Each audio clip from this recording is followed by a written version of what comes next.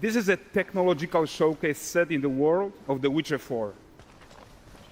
What you just saw and are going to see now is running on a standard PlayStation 5 at 60 FPS with ray tracing. So in the game, you'll be playing as Ciri, a professional monster slayer, a witcher. She explores the world and hunts down monsters for coin. The region we are in is called Kovir, and you'll get to explore it in a game. Right now, Ciri is investigating a monster, and after gathering new clues, she is heading back to a nearby village.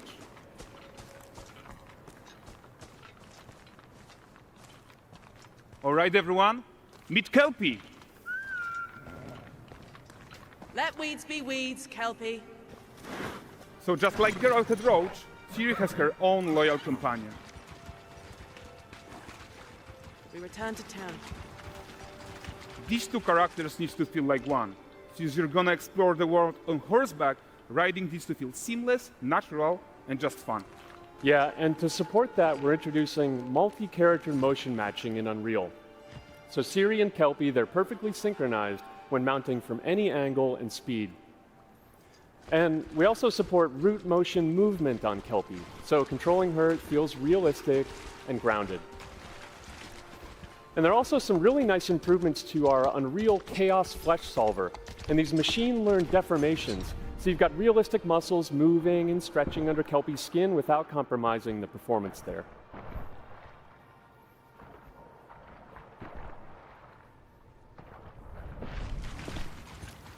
So let's leave Ciri behind for a second and talk about the world itself. So much of the Witcher world is natural, organic, especially Kovir with its dense forest and wild nature. Yeah, and wild nature is hard. And with nanite geometry, we've freed artists from so many of their old constraints. But we don't want to rest until everything we do in Unreal has that same spirit of freedom. There's always more work to do. And foliage is a huge piece of that puzzle. So we are excited to introduce nanite foliage. And in order to achieve gorgeous foliage density everywhere, while still being memory efficient, fast to render, we believe that a new idea was needed. So instead of the same card approach we've been using for the past 20 years, artists should be free to take a nanite approach to foliage, modeling every single leaf and pine needle. And the old LOD tricks of the past, they needed a complete rethink. And in their place, it's a new adaptive voxel representation in nanite. It's volumetric, it's fully 3D, it is super fast to render. And these dense clusters of triangles turn into these cubes, which at a distance, they're no larger than a pixel, and they react to the changing light of our dynamic sun and our shadows, and they allow artists to render whatever amount of foliage is needed to achieve their vision without compromise. And no compromise means how ambitious we are when it comes to bringing our vision to life with incredible visuals. But more than that, together with Epic, we created faster way to load the world. We can now bring in more content more quickly for the smoothest possible experience as we fly down to catch up with Ciri.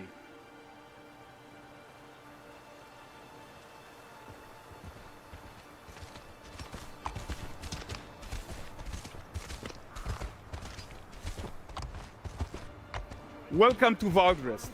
So Valdrest is a port town, a hub for fishing, trade, and mining. It's one of those places where you can meet shady characters or overhear gossip from other lands. It's also where Ciri took on her current contract. High-tech, let's leave Kelpie here and explore the marketplace and food. I'm so excited we can finally show you some of this stuff. Let's see what Valdrest has to offer. Not her again.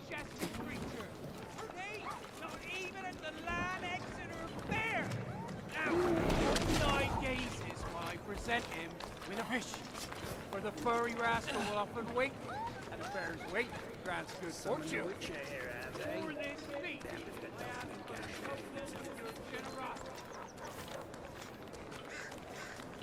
Pardon.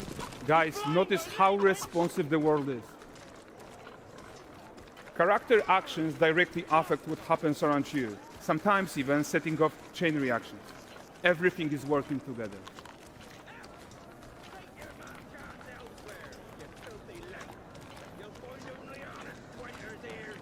Oh, look at this poor gentleman being taught how to fly by an angry innkeeper. That's what happens when you cheat at Gwent. Last of it, is it? Ready to aim.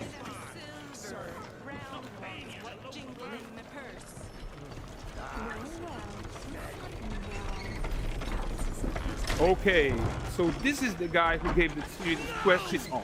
Like you probably suspect, he has his own agenda in all of this. You're off your tits again, Wilfred.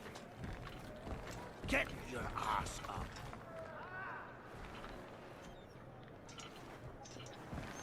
A typical day's toil. Who in? With Churess. What news of my wagons? No eternity is taking that damn salt to arrive. I found them. And, well, suffice to say, they'll not reach you. As for the salt, I found not one speck. I presume this comes as no surprise to you. Now.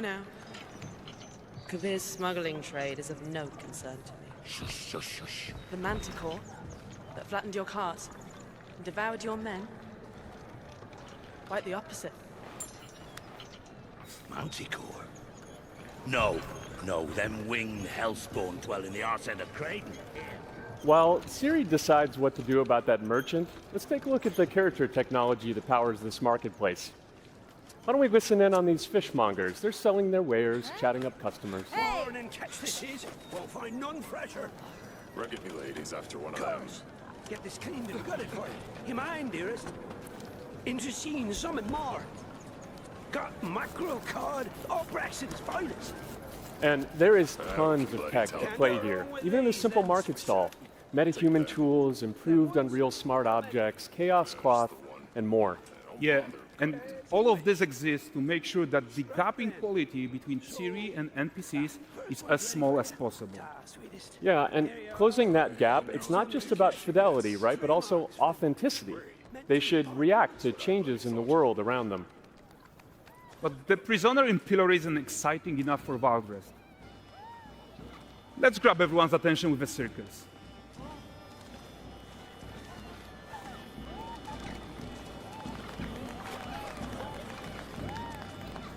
But the great performance deserves a huge crowd though. Let's crank it up.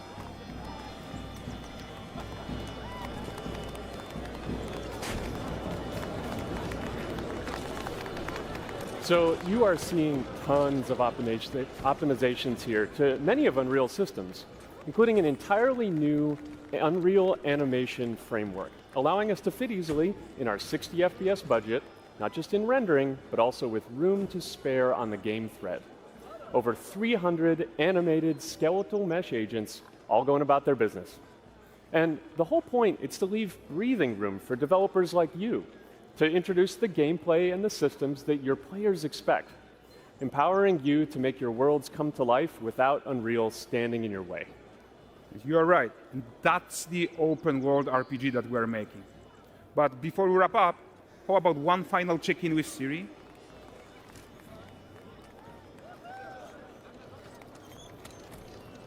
We are making this game to be the most immersive and ambitious open world Witcher game ever. And we are making this a reality thanks to our work on Unreal with the team at Epic. I think what we are doing together is going to bring in a new generation of open world RPGs, and I'm so proud of what we accomplished so far. We are too. So we're almost done, but before we go, here's a small gift for all Witcher fans. A first look at Lanexeter.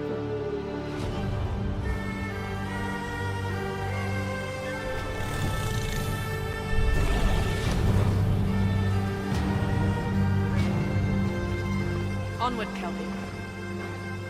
We've work to do.